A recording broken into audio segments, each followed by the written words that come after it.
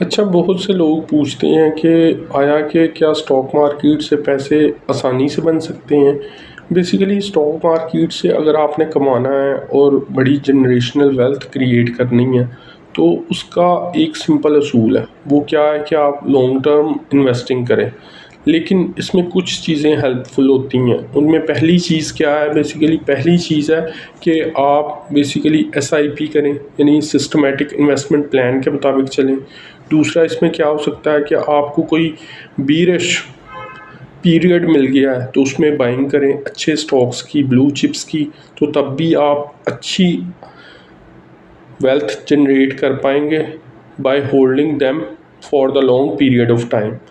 तो generational wealth create की जा सकती है, लेकिन उसका यही मकसद है कि आप 15 से 20 साल लगातार इन्वेस्टिंग करें, एसआईपी करें और अच्छे स्टॉक्स को आप पिक करें। और अगर आपको कोई बीरिश पीरियड मिलता है तो उसमें ख़ास तौर पर अच्छे स्टॉक्स को एक्यूमुलेट करें।